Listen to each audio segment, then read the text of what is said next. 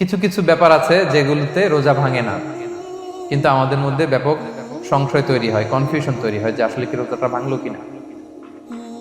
সেগুলো কি? আমরা এবার সেগুলো শুনবো। 3 নম্বর সাব পয়েন্টটা তো ক্লিয়ার, যে কিছু কিছু কাজ আছে যেগুলো করলে আসলে রোজা ভাঙে না। Things or actions that don't invalidate the fast, এটা আপনার রোজা ভাঙে না। সেগুলো কি? এক নাম্বার হচ্ছে ভুল করে যদি কেউ খায়, যেটা আমাদের আগের পয়েন্টে আমি ক্লিয়ার করে দিয়েছি, অথবা জোর করে যদি কাউকে খাওয়ানো হয়, তার রোজা ভাঙবে না। এটা আপনারা ইতিমধ্যে জেনেছেন। একটা হাদিস শুনে সহিহ বুখারী, রাসূল সাল্লাল্লাহু আলাইহি ওয়াসাল্লাম বলেছেন, মান নাসিয়া ওয়া হুয়া সাইম ফাআকালা আও শারিবা, রোজা অবস্থায় কেউ যদি ভুল করে খেয়ে ফেলে, ফালিউতিম্মা সাওমা, সেজন্য তার রোজা পূর্ণ করে। তার রোজা ভেঙে গেছে মনে করে সেজন্য খাওয়া শুরু না করে, সেজন্য রোজা পূর্ণ করে। কারণ ফাইন্নামা আতআমাহুল্লাহু ওয়া সাফা, কারণ আল্লাহই তাকে খাইয়েছে, আল্লাহই তাকে পানি দিয়েছে। কিন্তু ভুল করে খেয়ে ফেলছে, এটা তো আপনার হাতে ছিল না। তাহলে ভুল করে খেলে তার রোজা ভাঙবে না, কাজা কাফারা কিছুই লাগবে না, জাস্ট ইউ কন্টিনিউ ইউ সিয়াম। ওকে। 2 নাম্বার হচ্ছে, এটা বিবাহিতদের জন্য, যেহেতু মোস্ট অফ দ্য অডিয়েন্স আর 18+, কোনো অসুবিধা নাই। আর ইসলামে কথাগুলো আসলে বাঁচতে হলে জানতে হবে না। সেটা হচ্ছে, আমরা শুনেছি যে বিবাহিতরা ফিজিক্যাল ইন্টারকোর্স যদি করে, দেহ থেকে সিমেন আউট হলে রোজা ভেঙে যায়, কিন্তু স্বাভাবিক মেলামেশার সাথে রোজা ভাঙে না। কিস করা, হাগ করা হাজবেন্ড ওয়াইফের মধ্যে, এই যে সখ্যতা, এই ব্যাপারগুলো যদি দিনের বেলায় ঘটে, এতে রোজা ভাঙে না। ব্যাপারটা বুঝতে পেরেছেন না সবাই? একটা দলিল শোনেন।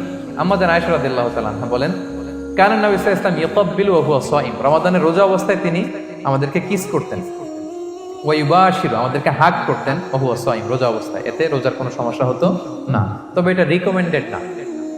স্বামী স্ত্রীর একান্ত মেলামেশা দিনের বেলা রিকমেন্ডেড না, কারণ এটা থেকে সে সেক্সুয়ালি এক্সাইটমেন্টের দিকে চলে যেতে পারে। ফলে ভুল করে সে এমন কাজ করে ফেলতে পারে যেটাতে তার রোজাটাই ভেঙে যাবে।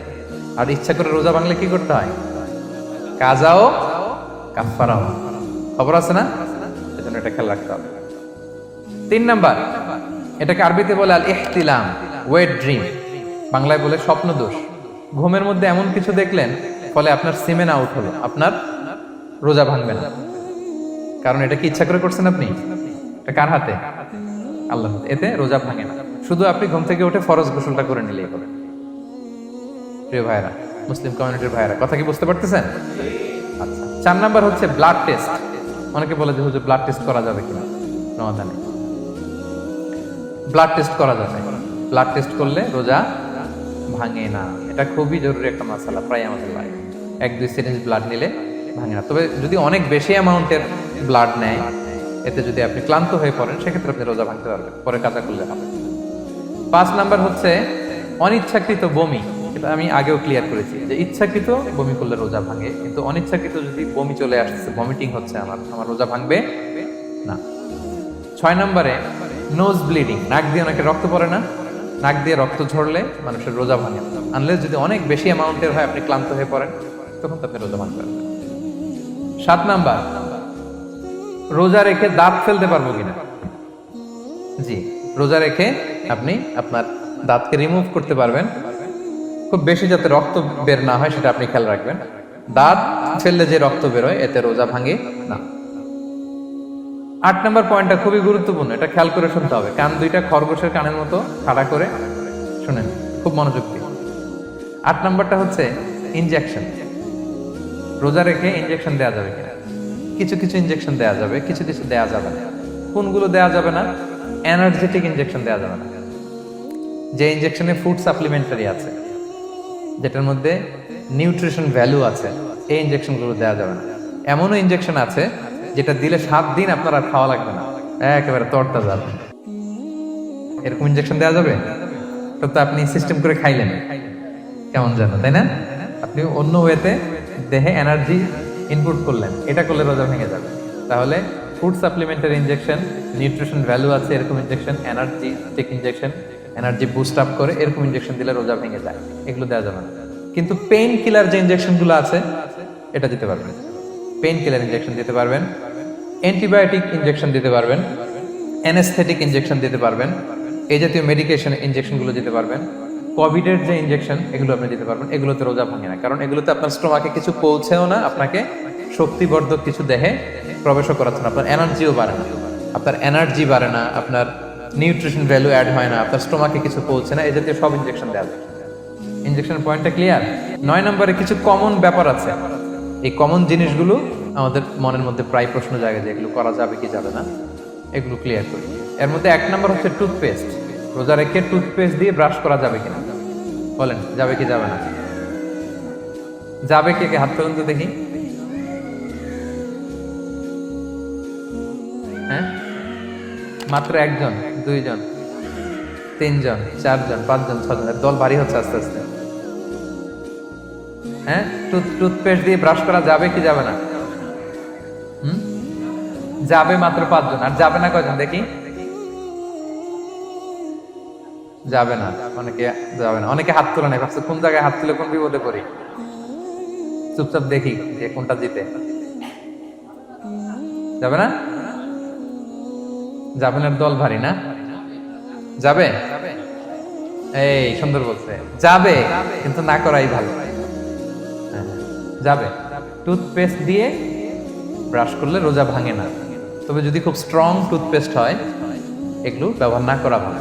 দিনের বেলায় মেসওয়াক করা ভালো। হ্যাঁ, মেসওয়াক করলে ওইটা সবচেয়ে সেফ। তবে যদি আপনি টুথপেস্ট দিয়ে ব্রাশ করেন আপনার রোজা ভাঙবে না ইনশাল্লাহ। কেউ কেউ মাকরু বলেছেন, কিন্তু আপনার রোজা ভাঙবে না।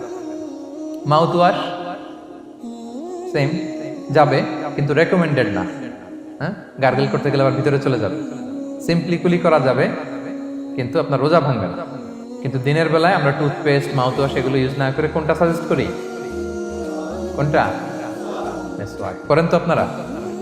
রাসূল সাল্লাল্লাহু আলাইহি ওয়াসাল্লাম বলেছেন, আমার উম্মতের জন্য যদি কষ্ট না হয়ে যেত আমি প্রত্যেক নামাজের আগে মেসওয়াক করা ফরজ করে দিয়ে যেতাম। কষ্ট হয়ে যাবে, পকেট নিয়ে নিয়ে মেসওয়াক ঘুরতে হবে। এবং রাসূল সাল্লাল্লাহু আলাইহি ওয়াসাল্লাম মৃত্যুর আগে ওনার হাতে যে জিনিসটা রেখে উনি শেষ নিঃশ্বাস ত্যাগ করেছেন সেটা হচ্ছে মেসওয়াক। উনি অত্যন্ত অসুস্থ, প্রচন্ড জ্বরে কাতরাচ্ছেন। তখন দেখলেন যে ওনার শ্যালক আব্দুর রহমান রাদিয়াল্লাহু তাআলা আনহু উনি মেসওয়াক করতেছেন, তো উনি ফেল ফেল করে তাকায় আছেন, বলতে পারতেছেন না আমাকে দাও।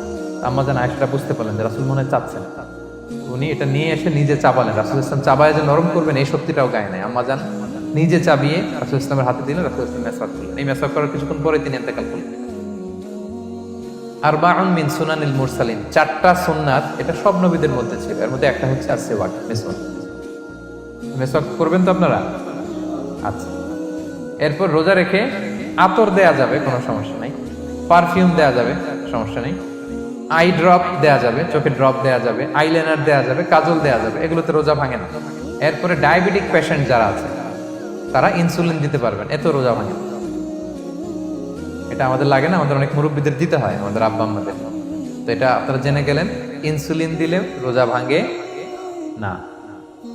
এরপরে 10 নম্বর খুব মজার একটা পয়েন্ট, খাবারের যদি লবণ চেক করা হয় এতে রোজা ভাঙে না।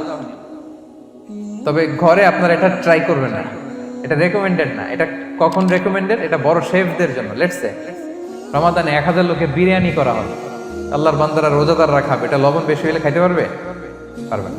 এজন্য যিনি শেফ, প্রধান বাবুর্চি, উনি লবণটা ট্রাই করতে পারবেন, করেই সাথে সাথে কুলি করে ফেলবেন, ভিতরে তো কিছু গেল না, এতে রোজা ভাঙে না। তাই বলে প্রতিদিন ঘরের রান্নাতে আবার এটা করতে যায় না। ঘরে 2 জন, আপনি আপনার হাজব্যান্ড ওয়াইফ টোনাটুনি একটা হইলেই হইলো, কি বলেন? লবণ বেশি হবে কম হবে, কিন্তু বড় প্রোগ্রাম, অনেক রোজাদাররা একসাথে ইফতারি করবে, এটা তো লবণাক্ত হইলে খাওয়া যাবে না। তো সেক্ষেত্রে শেফ যদি জাস্ট জিব্বা দিয়ে লবণটা একটু ট্রাই করে নেয় যে অ্যাড করতে হবে না, ঠিক আছে, সাথে সাথে কুলি করে ফেলে, রোজা ভাঙবে না। দলিল কি? দলিল হচ্ছে কাঁচা ডালের মেসওয়াক। রাসূল সাল্লাল্লাহু আলাইহি ওয়াসাল্লাম কাঁচা ডালের জাইতুনের মেসওয়াক দিয়ে তিনি সেওয়াক দিয়ে মেসওয়াক করতেন। তো কাঁচা জাইতুনের আপনারা মেসওয়াক করছেন, এটা কিন্তু অনেক লবণাক্ত, সল্টি, এটার মধ্যে একটা ঝাঁঝালো ভাব আছে। তো এটা আপনার জিহ্বায় লাগলে কি রোজা ভেঙে যায়? ভাঙে। এবং আপনি যদি সমুদ্র অঞ্চলে সফর করেন, সমুদ্রে লেটস সে 1 মাসের, আমাদের এই যে বাংলাদেশে তো এখন এই কি বলে প্রায় 7 লক্ষ টাকা করে দিছে আমাদের হাজিদের জন্য, হজ করতে হলে প্রায় 7 লক্ষ টাকা লাগবে। তো এরকম ঘোষণাও দেখলাম যে নেক্সট ইয়ার থেকে সমুদ্র পথে যাওয়া যাবে কম খরচে। তো কেউ যদি এমন হয় সমুদ্রের সফরে দীর্ঘ সময়, আপনি অজু করবেন কি দিয়ে? সাগরের পানি দিয়ে। তো সাগরের পানি কেমন? সাগরের পানি দিয়ে আপনার কুলি করতে হবে না? মাছ মজা করবেন না? তা আপনার কি রমজানে যদি কুলি করেন আপনার রোজা ভেঙে যাবে? ভাঙবে না। এ থেকে স্কলাররা দলিল নিয়েছেন যে এরকম জরুরি প্রয়োজন হলে আপনি খাবারের স্বাদটা লবণটা দেখতে পারবেন, সাথে সাথে কুলি করে ফেলবেন, এতে আপনার রোজা ভাঙবে না ইনশাআল্লাহ বিইذনিল্লাহ। অনেকে প্রশ্ন করে এনজিওগ্রাম করা যাবে কিনা। এনজিওগ্রাম এগুলো করা যায়, এই যে হার্টের পেশেন্টদের জন্য এখান থেকে একটা এই ক্যাথেটার ঢুকায়, যদি এটার মধ্যে ওষুধ লাগানো থাকে তো এটা হার্টের দিকে যায়, এটা স্টোমাকে যায় না, এগুলো করা যাবে। তাহলে এই বিষয়গুলো অলমোস্ট মুত্তাফাক আলাই, মানে সর্বসম্মতিক্রমে এতে আপনার রোজা ভাঙবে না ইনশাআল্লাহ বিইذনিল্লাহ। এই পয়েন্টটা ক্লিয়ার না? ক্লিয়ার। এবার কিছু ডিসপিউটেড মাসআলা আছে, মানে যেগুলোর ব্যাপারে ইখতিলাফ আছে, কোন কোন স্কলারদের মধ্যে ভাঙবে ভাঙবে না, এটা আমি একটু ক্লিয়ার করি। এর মধ্যে এক নম্বর হচ্ছে ইনহেলার।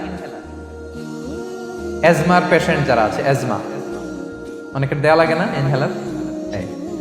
ইনহেলার যদি পাফার ইনহেলার হয়, পাফার ইনহেলার যেটা দিয়ে শুধু বাতাস যায়, অক্সিজেন যায়, এটা রোজা ভাঙে না। এটা কি করে না?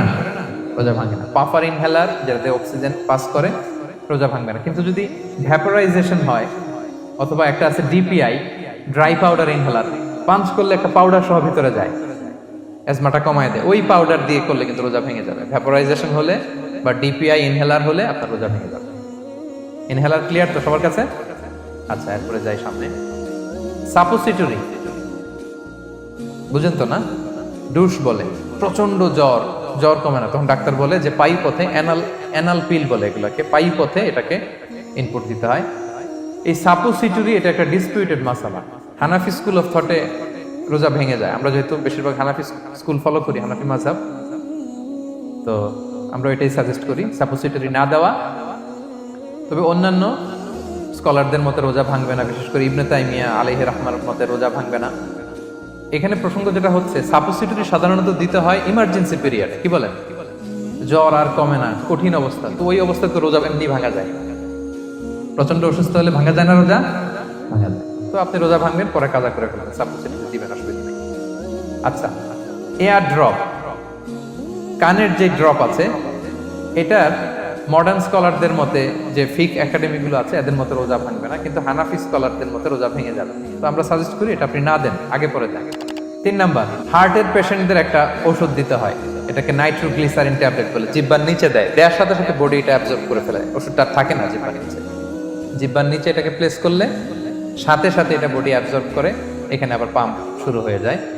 তো হার্ট অ্যাটাক করলে এটা দেয়। আধুনিক যে ফিক একাডেমিগুলো আছে তাদের মতে রোজা ভাঙবে না, কিন্তু হানাফি স্কুল অফ থটে তাদের মতে যেহেতু সম্ভাবনা আছে কিছু চলে যেতে পারে, যদিও যায় না, হানাফি মাযহাব হচ্ছে খুব ইহতিয়াত অবলম্বন করে, অত্যন্ত বেশি সাবধানতা অবলম্বন করে। কিন্তু মডার্ন ফিক একাডেমিগুলো তাদের মতে হার্ট পেশেন্টদের জন্য নাইট্রোগ্লিসারিন ট্যাবলেট যদি জিহ্বার নিচে রাখেন, রোজা ভাঙবে না। হিজামা, কাপিং, হিজামা চিনেন তো? হ্যাঁ, হিজামা করছেন কেউ এখানে? আপনি করছেন, আর কেউ? অনেকে করছে দেখি, মাশাআল্লাহ। এটা এখন অনেক পপুলার হচ্ছে, রাসূল সাল্লাল্লাহু আলাইহি ওয়াসাল্লাম কিন্তু করতেন। এখন দেখবেন যে অনেক বড় বড় সেলিব্রিটিরা, অ্যাথলেটরাও করে।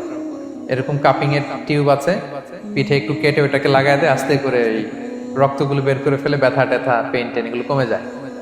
এখন কিন্তু এটার অনেক প্রচলন বেড়েছে। হানাফি স্কুল অফ থটে হিজামাতে রোজা ভাঙে না, অন্যান্য স্কুল অফ থটে ভাঙে। তো হিজামা তো ইমার্জেন্সি কিছু না, আমার দিনের বেলায় কেন রমজান মাসে হিজামা করা লাগবে, আমি ইফতারের পরে হিজামা করলাম। আচ্ছা, ব্লাড ডোনেশন করলে রোজা ভাঙবে কিনা, এক ব্যাগ যে রক্ত নেয়, ভাঙবে কিনা?